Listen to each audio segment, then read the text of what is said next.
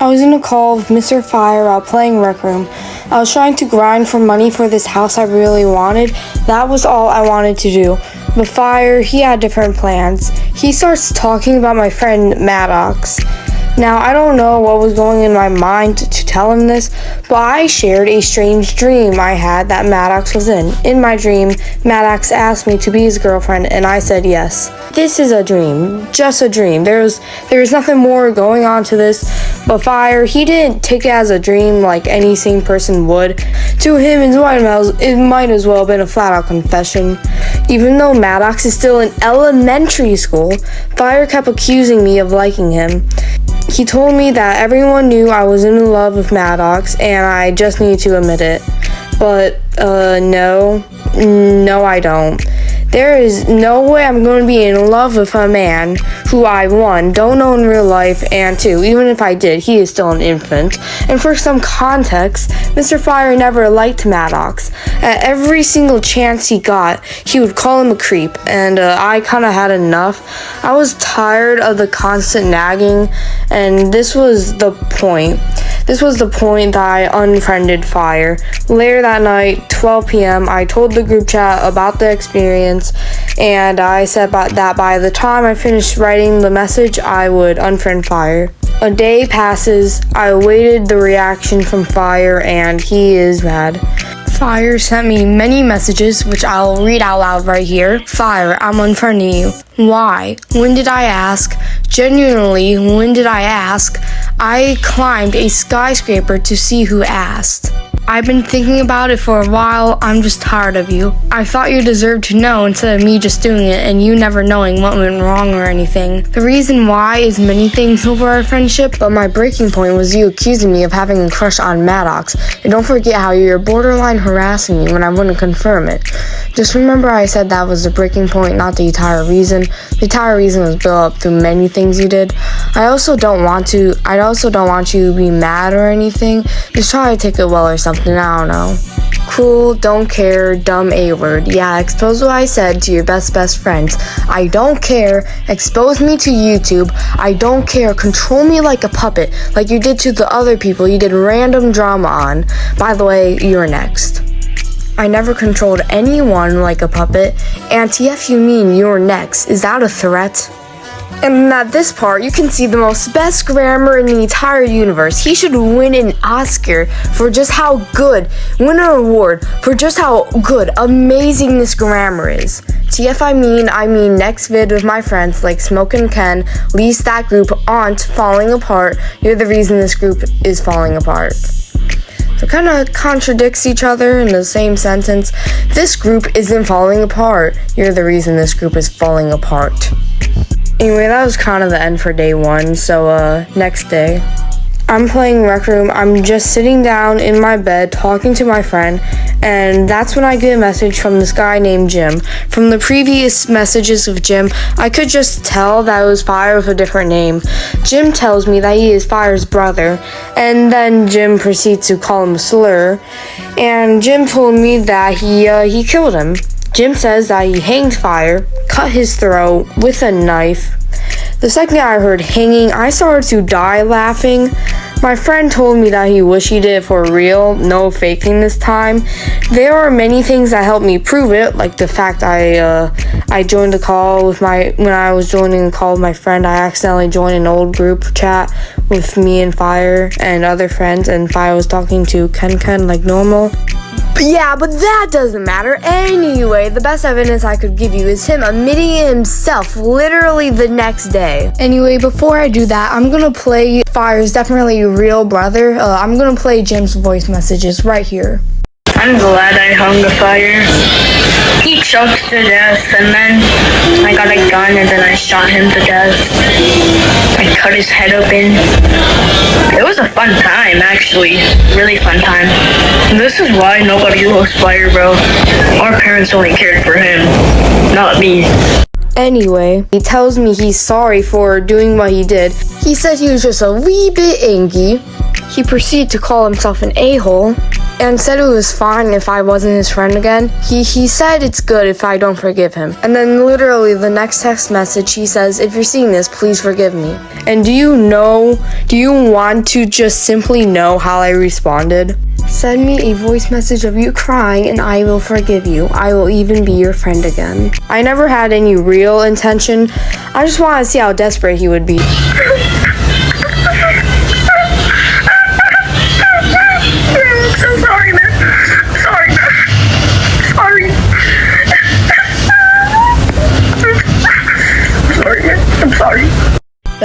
That wasn't even crying, that was straight up whimpering. Now that Fire thought I was his friend again, I asked him some questions. In the anti-Fire group chat, there's a guy who claims Fire stole their name, Fire versus Mr. Fire, Fire being spelled exactly the same, F1R3. He told me, I didn't even know him when I picked his name, and no, I am not changing it. I wasn't satisfied just yet, so I told him that my friend wanted to know what he would do if I had lied and wasn't going to friend him back, and showed this audio to literally everyone, like I did just a moment ago. He said he didn't care. Good, because that's what I'm doing. Anyway, I thought he took it well until he tried to be friends with a literal 6-year-old. Yep, there's a reason why I've been playing Kendrick Lamar in the background. Subtle foreshadowing. And I swear, if this video gets copyrighted just because I use Kendrick Lamar, I will actually crash out. Anyway, I was not going to let that psychopath be friends with a sweet, innocent child. I told Campsy to go into our private call away from Fire, and he asked me why, and I told him that Fire was a bad person. I told him that I would explain it to him once we got away from Fire. So now just me and him, I explained to him the whole story beginning to this point. While I did that, Fire thought it would be amazing, just amazing, to be cursing me out in a group chat where a 6-year-old child can see everything. And as Fire was sending those messages, I remember Campsy literally asking me what they meant. And it's just like, how am I supposed to be explaining this to a child? So I'm basically just like, yeah, he's using bad words against me for no reason. Anyway, Campsy understands, and he tells me that he will never talk to Fire ever again. He promised me that. And while me and Campsy were playing a game in Rec Room, it's a boxing game, because Campsy does boxing in real life, by the way. So that's probably why he likes that game. But anyway, it was a boxing game, and a literal 6-year-old was beating me up somehow. A child half my age beating me up. But anyway, while that's going on, Mr. Fire is in a call with one of my friends, FBI. Now, I didn't want to leave Campsy because Campsy always gets like scared when I leave the call or something. So basically, I just stayed in the game in the call and just ignored Mr. Fire and FBI. So later, while me and Campsy were playing, FBI, he texted me saying, TJ, I know what you did. And I'm confused because I didn't do anything wrong. I never did anything wrong. And anyway, I asked him what I did, and he tells me that Fire told him that I had lied about him faking his own suicide. Now, as you heard before, like in the beginning, literally, it was a murder thing. It was never a suicide thing. His brother, his supposedly real brother, Jim, who, his actual brother, his real name is Cash, by the way, not Jim. But anyway, supposedly Jim hanged him and shot him and all this other stuff. And it was a murder thing, not a suicide thing. And second of all, I did not fake it. Like, I literally have screenshots and I have him admitting it himself. So literally, it's just like, I didn't fake nothing.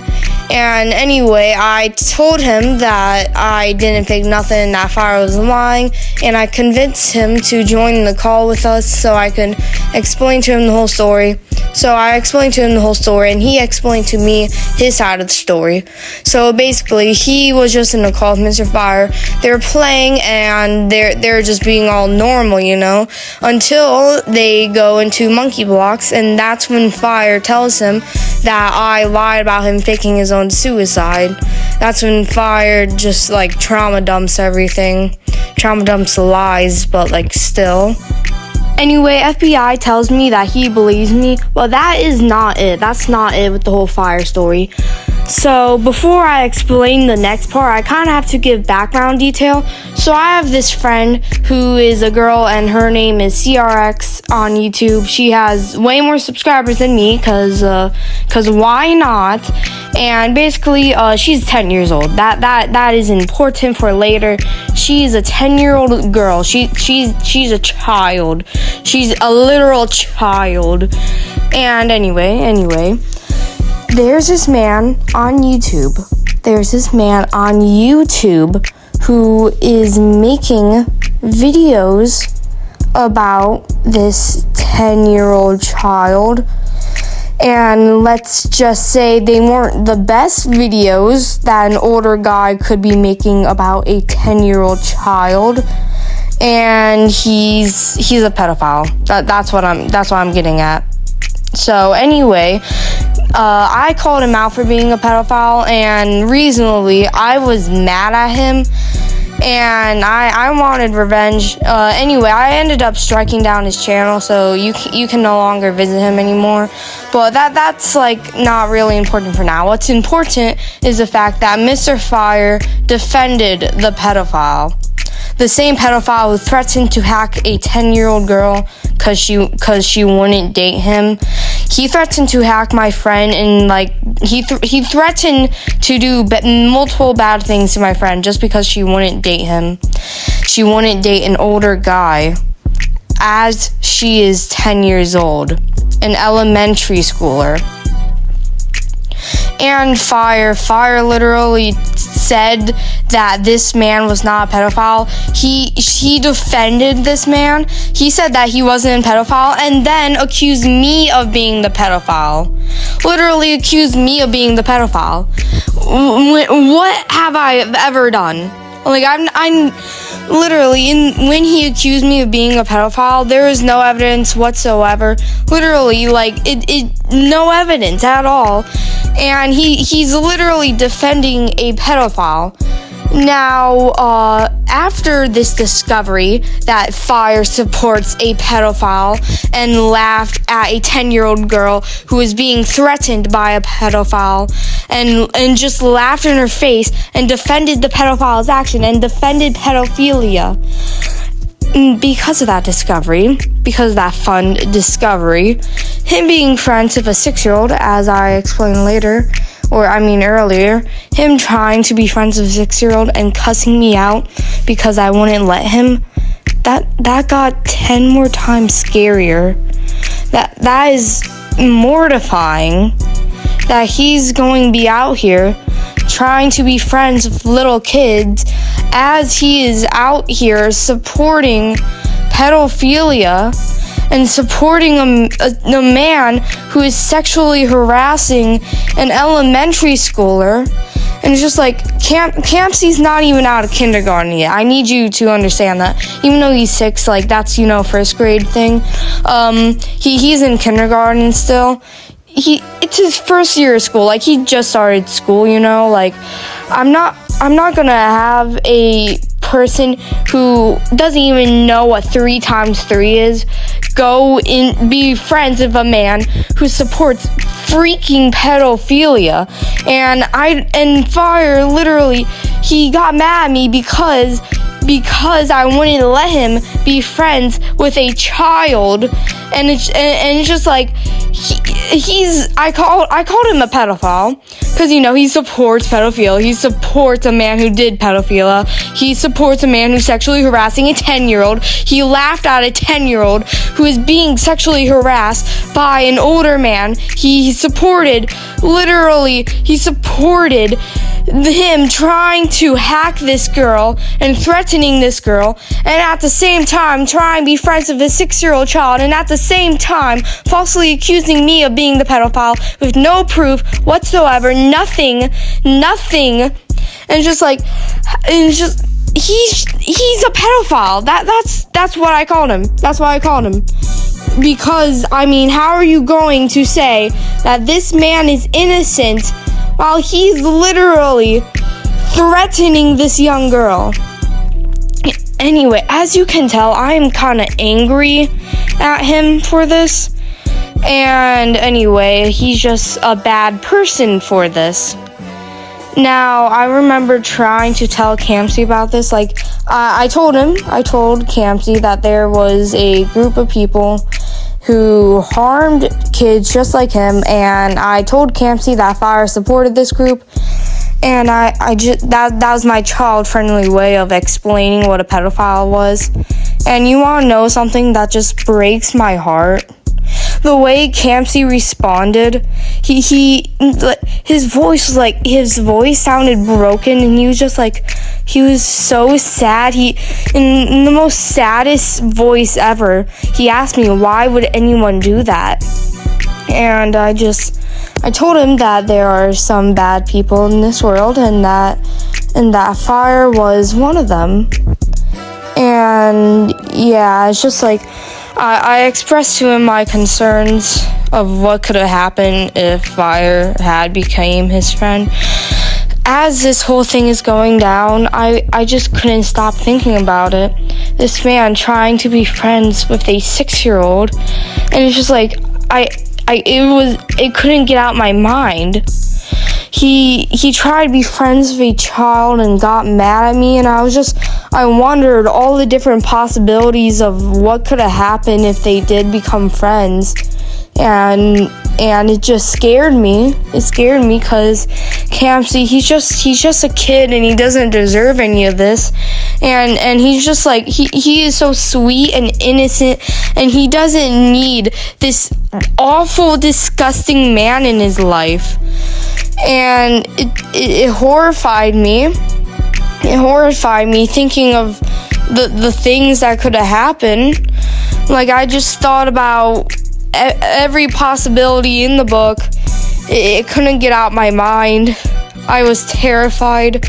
I'm thankful that things turned out the way it did, that I didn't allow Campsy to be friends with him. But it's just still, it's just a bad thing.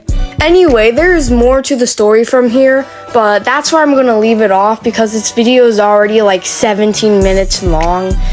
But I'll be making a second video, guys. I'll be making a second video.